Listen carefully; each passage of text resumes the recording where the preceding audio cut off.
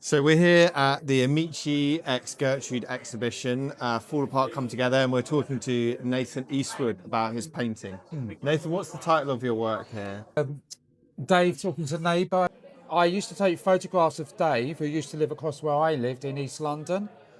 And I always found him fascinating. He's such a traditional East London guy. Would often go outside smoking a cigarette or chatting to people that always walked around past where he lived.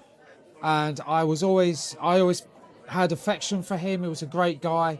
I wanted to start documenting that were things around me, such as my wife cleaning the bathroom or cooking dinner or sitting in a cafe. But I also wanted to document things that were going on outside where I lived. And so Dave was just like a real character Yes. in the local area. Yes. Just someone that really drew your attention, and you wanted to kind of... And because what I noticed about the work is they're really quite tender depictions. And I feel like the way in which you've kind of painted these scenes, all of the scenes that you paint, they have this real care to them. Is that's something you want to imbue them with? Yes, absolutely. So for me, there's a love for the subject, and for me, that love for the subject means I want to spend more time on those works. Something that just feels right for me to exist as a work, to give a voice to someone like Dave, even though he might have not known he was painted. For me, that's So he didn't know he was painting? He wasn't known, no. Does that feel creepy at all? That's quite voyeuristic. He is voyeuristic, yes. And I've had certain people ask me, do you not ask the people that you're photographing for their permission? Yeah. I'm like, I don't really want them to know because they change their demeanour. Totally. Then it's all of a sudden, They're too aware. that's right. Yeah. But with this occasion, I was in conversation with Dave and I said, oh, by the way, if you've seen a camera out my window looking at your direction, yes, I'm photographing you. Don't be freaked out, Dave. No. I'm not doing anything too weird. I'm just going to make a beautiful picture. Right, yes. And these are enamel paints. Yes, enamel on prime board. Enamel on prime board, and they're built up in thin layers. Yes. But they're on the edge of photorealism, but they're not overt. right. They're not like, because we can see photorealism conventionally is on par with photography and is super smooth and super refined, and there is a little kind of like, I guess, allusion to the way in which you painted in these paints, because you have got brush marks, you have got traces of it. That's right. And that's a conscious thing. Yes. Why is that? Because I don't consider myself as a photorealist in any. Well, I'm not a photorealist. Yeah.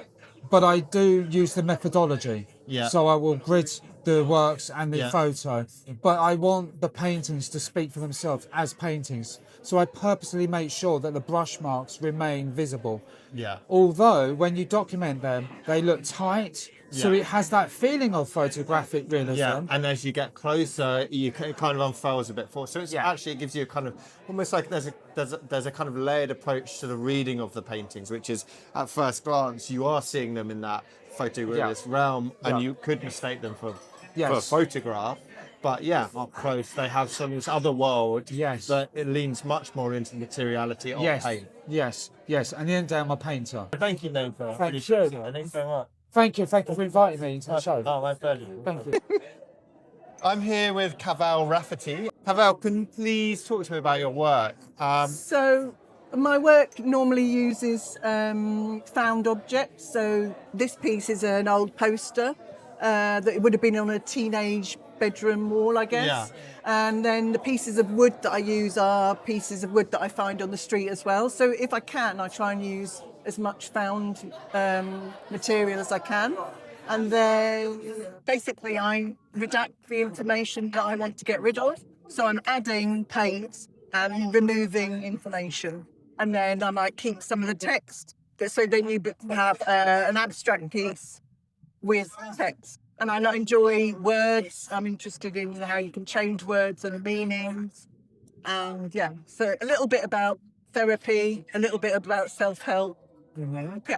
Cool. I mean, they become these kind of like text-based abstract paintings. I also notice you often you always put these beautiful frames on. You frame the pieces. I really like your palette. What kind of paint is it? Because it's very glossy. So this is, when I started out working, I was working on small pieces. So I was using enamel paints, which had a super glossy feel. Yeah. And to try and recreate that, but on bigger pieces, I'm using household gloss. And then the framing, I have a really good framer who will experiment and do work with me. So then I give him the paint to colour match. So I just think to finish the whole piece. And because I'm using found material, I think it just gives it an edge polish.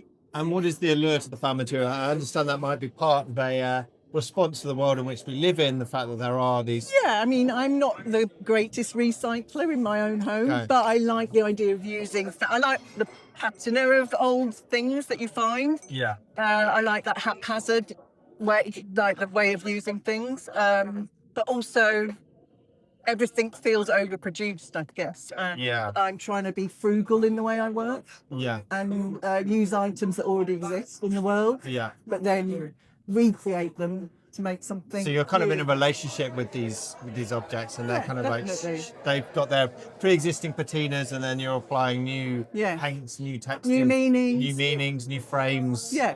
So Reframe you. yeah. Well, brilliant. Totally. Thank you very much. Thank you. Okay, I'm here with Jon Kipps. Jon, really good to see you. We had a great time at the dinner last night. Yeah. We got to speak a little bit about your work, but it'd be really great to kind of hear from you. What are your drivers behind making these works? What are the influences?